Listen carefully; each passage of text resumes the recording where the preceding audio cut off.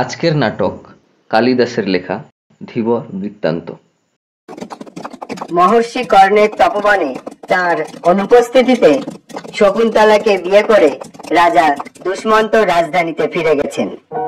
কিন্তু দীর্ঘ সময় পরেও শকুন্তলার খোঁজ নিতে কোনো দূত তপবনে এলো না।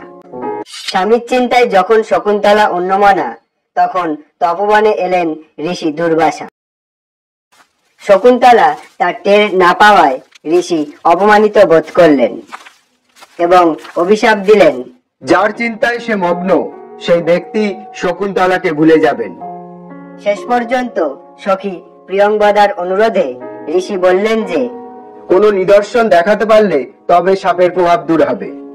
দুষ্মন্ত রাজধানীর উদ্দেশ্যে বিদায় গ্রহণের সময় শকুন্তলাকে যে আংটি পরিয়ে দিয়েছিলেন, সখীরা মনে করলেন সেই আংটিই হবে ভবিষ্যতের স্মারক চিহ্ন।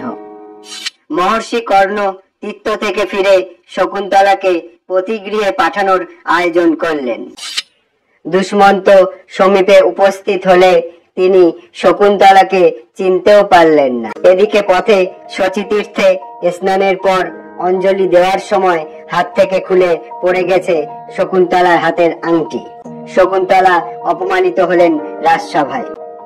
ঘটনাক্রমে সেই আংটি পেল এক ধীবর।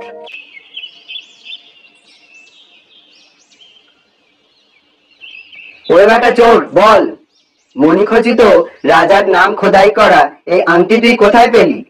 আপনারা শান্ত হন, আমি এরকম কাজ করিনি। তবে কি তোকে সৎ ব্রাহ্মণ বিবেচনা করে রাজা এটা দান করেছেন? আপনারা অনুগ্রহ করে শুনুন, আমি একজন জেলে, চক্রাবতারে আমি থাকি। বেটা বাটপার, আমরা কি তোর জাতির কথা জিজ্ঞাসা করেছি? সূচক, একে পূর্বাপর সব বলতে দাও, মধ্যে বাধা দিও না। তা আপনি যা আদেশ করেন। বল, কি বলছিলি? আমি জাল, বড়শি ইত্যাদি নানা উপায়ে মাছ ধরে সংসার চালাই। তা তোর জীবিকা বেশ পবিত্র বলতে হয় দেখছি। শুনুন মহাশয়, এরকম বলবেন না। যে বৃত্তি নিয়ে যে মানুষ জন্মেছে, সেই বৃত্তি নিন্দনীয় হলেও তা পরিত্যাগ করা উচিত নয়। বেদজ্ঞ ব্রাহ্মণ স্বভাবে দয়াপরায়ণ হলেও যজ্ঞ পশুবধের সময় নির্দয় হয়ে থাকেন। তারপর একদিন একটা রুই মাছ যখন আমি খন্ড খন্ড করে কাটলাম, তখন সেই মাছের পেটের মধ্যে মণিমুক্তায় ঝলমলে এই আংটিটা দেখতে পেলাম। পরে সেই আংটিটা বিক্রি করার জন্য যখন লোককে দেখাচ্ছিলাম, তখন আপনারা আমায় ধরলেন। এখন মারতে হয় মারুন, ছেড়ে দিতে হয় ছেড়ে দিন। কিভাবে এই আংটি আমার কাছে এলো তা বললাম। জানুক, এর গা থেকে কাঁচা মাংসের গন্ধ আসছে। এ অবশ্যই গোসাপ খাওয়া জেলে হবে। তবে আংটি পাওয়ার ব্যাপারে যা বললো তা একবার অনুসন্ধান করে দেখতে হবে। সুতরাং রাজবাড়িতেই যাই।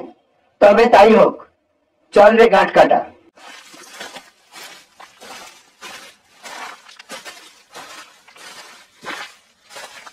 সূচক, সদর দরজায় সাবধানে এই চোরকে নিয়ে অপেক্ষা করো। ইতিমধ্যে এই আংটি কিভাবে পাওয়া গেল সেসব বিষয় মহারাজাকে নিবেদন করে তার আদেশ নিয়ে ফিরছি। আপনি প্রবেশ করুন, মহারাজ এ সংবাদ শুনে খুব খুশি হবেন।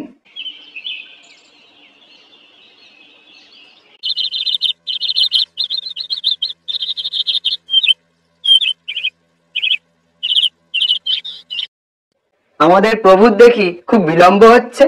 আরে বাবা, অবসর বুঝে তবে না রাজার কাছে যাওয়া যায়। জানুক, একে মারার আগে ফুলের মালা পরানো হবে। তা গাঁততে আমার হাত দুটো নিষ্পিস করছে। মহাশয়, বিনা দোষে আমাকে মারবেন না। এই তো আমাদের প্রভু মহারাজের হুকুমনামা হাতে নিয়ে এদিকে আসছেন। হয় তোকে শকুনি দিয়ে খাওয়ানো হবে, না হয় কুকুর দিয়ে খাওয়ানো হবে। সূচক, এই জেলেকে ছেড়ে দাও। আংটি পাওয়ার ব্যাপারে এ যা বলছে তা সব সত্যি বলে প্রমাণিত হয়েছে। তা প্রভু যা আদেশ করে। এই জেলে জমের বাড়ি গিয়ে আবার ফিরে এলো। প্রভু, আজ আমার সংসার চলবে কিভাবে? মহারাজ আংটির মূল্যের সমান পরিমাণ এই অর্থ খুশি হয়ে তোমায় দিয়েছেন। প্রভু, অনুগৃহীত হলাম। একই যাতা অনুগ্রহ। এ যে শুলটাকে নামিয়ে একেবারে হাতির পিঠে চড়িয়ে দেওয়া হলো। হুজুর, যে পরিমাণ পারিতোষিক দেখছি তাতে বোঝা যাচ্ছে সেই আংটিটা রাজার খুব প্রিয় ছিল। দামি রত্ন বসানো বলেই আংটিটা রাজার কাছে মূল্যবান হয়েছে এমনটা আমার মনে হয় না। সেই আংটি দেখে মহারাজের কোনো প্রিয়জনের কথা মনে পড়েছে। সম্ভবত গম্ভীর প্রকৃতির হলেও মুহূর্তের জন্য রাজা বিহ্বল ভাবে চেয়ে রইলেন। তাহলে আপনি মহারাজের একটা সেবা করলেন বলতে হয়। তার চেয়ে বলো এই জেলের সেবা করলেন। মহাশয়, এই পারিতোষিকের অর্ধেক আপনাদের ফুলের দাম হিসাবে দিচ্ছি। এটা তুমি ঠিকই বলেছো। শোনো ধীবর, এখন থেকে তুমি আমার একজন বিশিষ্ট প্রিয় বন্ধু হলে।